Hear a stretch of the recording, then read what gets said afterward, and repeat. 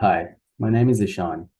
In this study, I'll be discussing novel patellofemoral ligament modeling and anterior knee pain after total knee arthroplasty. I'd like to thank the co-authors of the study. Patellofemoral pain is the most common cause of anterior knee pain. Although the area is understudied, patellofemoral pain accounts for approximately 8% of revision surgeries in Australia. Additionally, literature reports that approximately 20% of non-revised knees experience long-term anterior knee pain, or AKP, and up to 35% of knees experience AKP in the short term.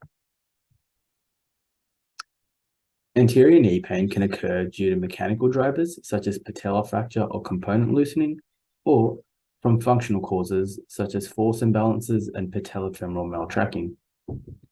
Some of the functional drivers are muscular, whilst others are driven by component positioning.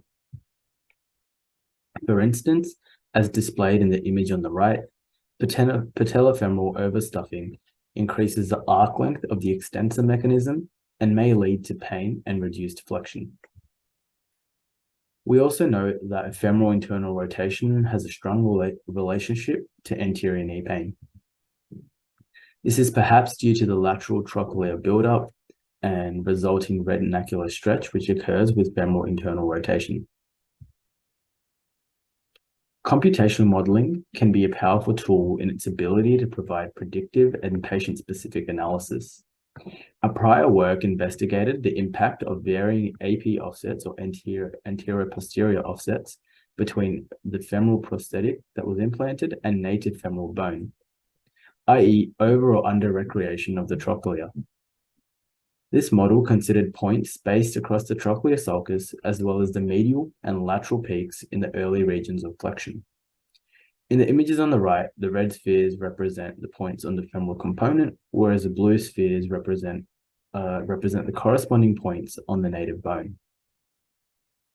This model detected that a lateral trochlear buildup of greater than 5 millimeters was correlated to statistically significant inferior Coues pain, forgotten joint score, and Kajala score outcomes. The aim of this study is to expand the previous model to now also consider the patellofemoral joint and retinacular ligament obstruction and explore the relationship and correlation with anterior knee pain.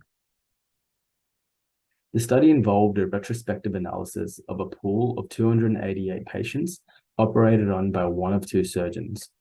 All patients received a current apex CR or PS implant, and it was aligned as per surgeon preference.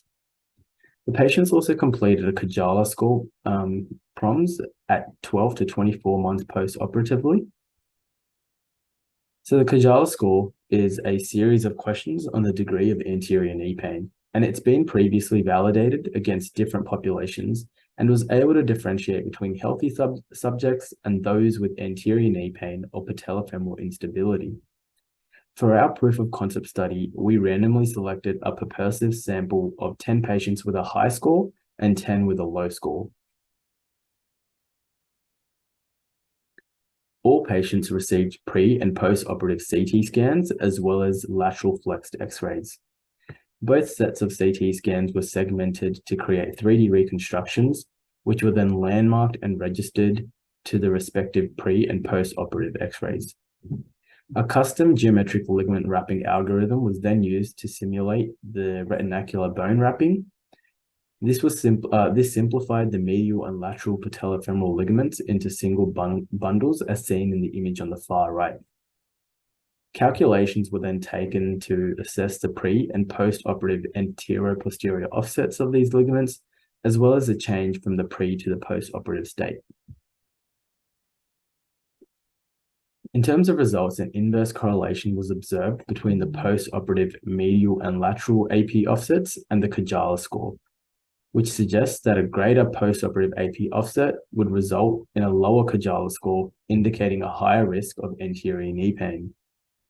However, significant correlations were not observed for the preoperative AP offset or the change in AP offset from the pre to post-operative state and the Kajala score.